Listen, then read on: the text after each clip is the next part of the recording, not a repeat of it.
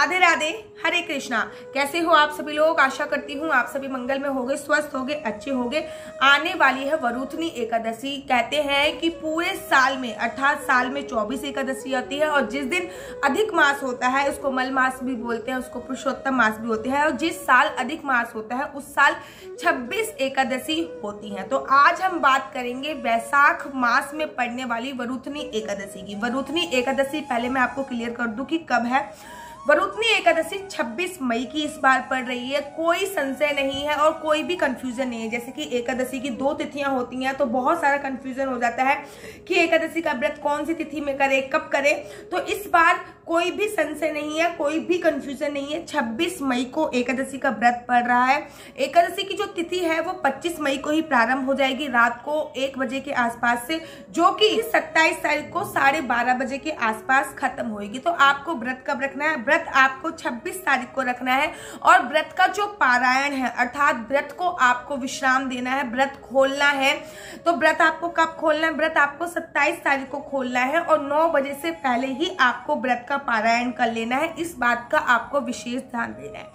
कहते हैं वरुथनी एकादशी का व्रत रखने से आपको सूर्य ग्रहण के समय, सूर्य ग्रहण के बाद दान करने का जो फल प्राप्त होता है वही फल आपको वरुथनी एकादशी के व्रत करने से प्राप्त होता है। और वैसे भी बोला जाता है कि इस बार जब मैंने पंचांग देखा तो मैंने देखा कि जो वरुथनी एकादशी है, इस बार वरुथनी एकादशी का रात्रि से एक बहुत अच्छा योग बन रहा है। ऐसा योग वरुथनी एकादशी पर त्रिपुष्कर योग बन रहा है जो कि अपने आप में बेहद शुभ मुहूर्त होता है। और बोलते हैं कि पूरे साल, देखिए मैं जब पंचांग खोल के देखती हूँ तो मैं देखती हूँ कि कौन सा मुहूर्त बन रहा है, कौन सा तिथि पड़ रही है, क्या पड़ रही है। लेकिन इस साल जो वरुथनी एकादशी पे मुहूर्त बन रहा है, कहते हैं इस मुहूर्त में दान का संकल्प लेने से, क्योंकि रात को बन रहा है ये मुहूर्त, रात को 12:46 से शुरू हो रहा है और अगले दिन 27 तारीख को 5 बजे तक रहेगा। तो इस टाइम तो आप किसको ढूंढोगे दान करने के लिए? तो आपको कोशिश क्या करनी है, आपको ट्राई करना है कि इस समय दान का संकल्प ले ले, या फिर दान के लिए कुछ पैसे अमाउंट निकाल के रख दें, या फिर दान की वस्तुएं इस समय छिड़क कर आपको रख देनी है। इस समय पर अगर आप जो ये त्रिपुष्कर योग बन रहा है, इस समय पर कहते हैं जो व्यक्ति जगता हुआ दिख गया वो भगवान विष्णु का प्रिय भक्त हो जाता है। और कहते हैं कि वैसे तो हर एकादशी पर अपना रात्रि के समय पूजा पाठ करने का विशेष महत्व होता है, लेकिन वरुथनी एकादशी पर अगर ये त्रिपुष्कर योग में अगर हम विशेष प्रकार से पूजा अर्चना वंदना भगवान का जाप करेंगे तो जाप का जो अर्थ होता है, जाप का क्या अर्थ होता है? जाप का अर्थ होता है जकारो जन्म विच्छेदा पकारो पाप नाशिता, अर्थात जो जन्मों जन्मांतर के पापों का नाश कर देता है वही जप कहलाता है। तो आपको कोशिश करनी कि कम से कम इस योग में 1 माला का जाप तो अवश्य और अवश्य कर लिए। तो पहले में आप लोग और परलोक दोनों में सुख पाता है और अंत में मोक्ष की तरफ जाता है। इस व्रत को करने से व्यक्ति को हाथी दान के बराबर और भूमि दान से भी अधिक दान करने का फल प्राप्त होता है। और ऐसा भी बोला जाता है कि वरुथनी शब्द संस्कृत भाषा के वरुथिन से बना हुआ है जिसका अर्थ है कवच, रक्षा करने वाला। अगर हम वरुथनी एकादशी का व्रत रख लेते हैं तो ऐसा बोला जाता है कि हमारे चारों तरफ विष्णु भगवान का एक कवच बन जाता है, एक रक्षा कवच बन जाता है जो हमें हमेशा प्रोटेक्ट करता रहता है, हमारी हमेशा हेल्प करता रहता है। किस चीज के लिए? तो कैसी करनी है पूजा, क्या क्या करना है आपको मैं बता देती हूँ। सबसे पहले आपको 25 तारीख को, जिसमें 10वीं तिथि है, 25 तारीख की रात्रि को या तो भोजन करिए मत। अगर आप कर रहे हैं तो आपको विशेष ध्यान रखना है कि भोजन सुबह शाम को 7 बजे से पूर्व ही आप भोजन कर लें, इस बात का ध्यान रखना है। सूर्य होने के बाद 10वीं तिथि को एकादशी प्रारंभ होती है तो फिर 10वीं तिथि को भोजन नहीं करना चाहिए। सूर्य अस्त होने के बाद 10वीं तिथि को भोजन नहीं करना चाहिए। अगर कंपलसरी हो तो बिना लहसुन प्याज का भोजन करें। बिल्कुल भी चावल का सेवन नहीं करना चाहिए, मांस मदिरा का सेवन नहीं करना चाहिए। 10वीं की रात को किसी भी प्रकार का आपको काम वासना में लिप्त नहीं होना चाहिए और किसी भी प्रकार का सहवास नहीं करना चाहिए। सुबह सुबह आपको, जिस दिन एकादशी है 26 तारीख को, सुबह सुबह ब्रह्म मुहूर्त में उठना है। ब्रह्म मुहूर्त अर्थात सूर्य उदय से 45 मिनट पहले का जो समय होता है उसको ब्रह्म मुहूर्त कहते हैं। आपको ब्रह्म मुहूर्त में उठने के पश्चात सबसे पहले अपने दोनों हाथों को देखना है और अपने दोनों हाथों को देखते ही भगवान विष्णु की छवि याद करनी है, बाकी बिहारी लाल की छवि याद करनी है। दोनों हाथों को अपने मस्तक पर लगाना है, धरती माता को स्पर्श करते हुए उठना है। उसके तत्पश्चात अपने घर का मुख्य द्वार, अगर फ्लैट्स में भी रहते हैं तब भी घर का मुख्य द्वार खोलना है और बाहर बिना नहाए ये काम करना है। बाहर राइट साइड में लेफ्ट साइड में दोनों तरफ थोड़ा थोड़ा पानी डाल के आ जाना है। उसके बाद आपको अपने पानी में गंगा जल, यमुना का जल या फिर जो भी जल आपके घर पे अवेलेबल है वो डाल के नहाना है। अगर जल अवेलेबल नहीं है तो आप आंवले के पानी से नहा सकते हैं। अगर आंवला भी अवेलेबल नहीं है तो आप एक चुटकी हल्दी डालकर उस दिन स्नान कर सकते हैं। उस दिन आपको पूरे घर पे गंगा जल का छिड़काव करना है। अपने बाल गोपाल, लड्डू गोपाल को भी इस दिन गंगा जल से नहलाइए। गंगा जल नहीं है तो आंवले के जल से नहलाइए। और उसके बाद पूरे घर में छिड़काव करने के बाद एक सुंदर सा आसन बनाना है या चौकी बनानी है, उसमें पीले रंग का कपड़ा बिछाना है, या फिर जो आपका मंदिर है उसमें भी आप ये सारा काम कर सकते हैं। आपको पानी लेना है, फल लेने हैं, पानी लीजिए, 1 का सिक्का लीजिए, थोड़े से आपको पुष्प लेने हैं। इस दिन चावल नहीं लेते, वैसे तो संकल्प जो लिया जाता है वो चावल से ही लिया जाता है, लेकिन एक बात आपको विशेष ध्यान देनी है कि जो एकादशी व्रत का संकल्प लेते हैं वो चावल से नहीं लेते। और साथ ही के साथ ये बात भी आपको ध्यान देनी है कि एकादशी के व्रत में या फिर किसी भी व्रत में संकल्प लेना बहुत ज्यादा जरूरी है।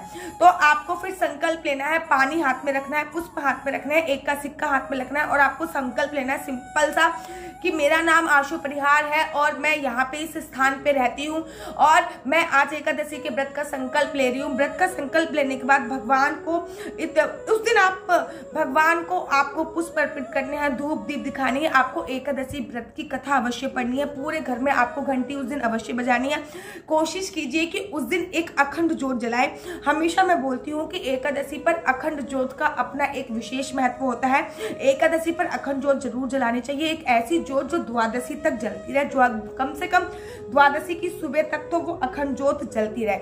आपको उस दिन पीले वस्त्र धारण करने हैं, लड्डू गोपाल को भी पीले वस्त्र धारण कराने हैं। पूरे दिन जैसे आपने संकल्प लिया है उस हिसाब से आपको व्रत रखना है और व्रत रखने के बाद पूरे दिन ही आपके मन में केवल ये चलना चाहिए कि हरे कृष्णा कृष्णा कृष्णा हरे हरे, हरे रामा रामा रामा हरे हरे। ये पता नहीं कहीं से लोगों के मन में गलत धारणा आ गई है कि एकादशी वाले दिन तुलसी पूजा नहीं करनी चाहिए। अरे एकादशी वाले दिन तुलसी पूजा का तो विशेष महत्व होता है। एकादशी पर तुलसी माता को जल अवश्य चढ़ाएं। उसकी अगर 7 परिक्रमा कर सकते हैं तो सोने पे सुहागा। तुलसी माता की 7 परिक्रमा करने पर कहते हैं कि तुलसी माता की 7 परिक्रमा करने पर आपको वृंदावन की परिक्रमा करने का एकादशी पर फल प्राप्त होता है।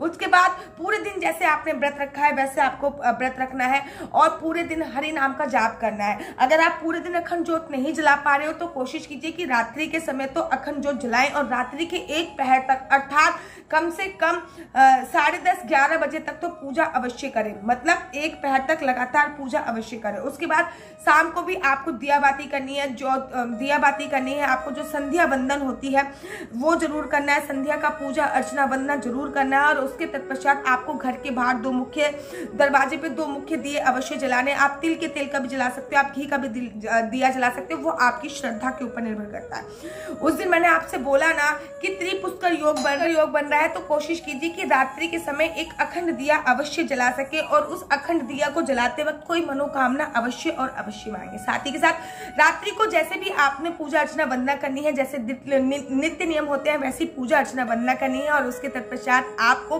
व्रत का सुबह अगले दिन सुबह भी ब्रह्म मुहूर्त को उठना है। किसी भी ब्राह्मण को भोजन करा के खुद भोजन पाना। अब लोग कहते दीदी ब्राह्मण नहीं मिल रहा, कोई भी जरूरतमंद को आप भोजन करा सकते हो, किसी कुंवारी कन्या को भोजन करा सकते हो, कोई ऐसा व्यक्ति जिसको भोजन की नीड हो उसको भोजन करा सकते हैं। अगर कोई भी नहीं मिल रहा है तो फिर किसी को सूखा आटा या फिर सूखा राशन देकर भी आप अपने व्रत का पारायण कर सकते हो। पारायण सुबह 9 बजे तक आपको करना है और उसके बाद ये भी ध्यान रखना है कि जो व्रत का पारायण है वो लड्डू गोपाल को जब आपने स्नान करा दिया तो लड्डू गोपाल को स्नान कराने के तत्पश्चात जो उसका जल होता है उस जल को पीकर पारायण कीजिए। द्वादशी वाले दिन चावल बनना बहुत शुभकारी होता है। आप चावल की खिचड़ी या फिर चावल की खीर बना सकते हैं, वो अपने बाल गोपाल लड्डू गोपाल को भोग लगाइए। उसके बाद उससे आप अगर व्रत का पारायण करेंगे तो आपको ज्यादा फल मिलता है। कह रहे हैं कि वरुथनी एकादशी के दिन कांसे के बर्तन का उपयोग नहीं करना चाहिए। इस दिन कांसे के बर्तन का उपयोग निषेध माना जाता है। 10वीं तिथि से ही कांसे के बर्तन का उपयोग निषेध माना जाता है। और साथ ही के साथ इस दिन मसूर की दाल, अगर आप व्रत भी नहीं रख रहे हो तो मसूर की दाल नहीं खानी है।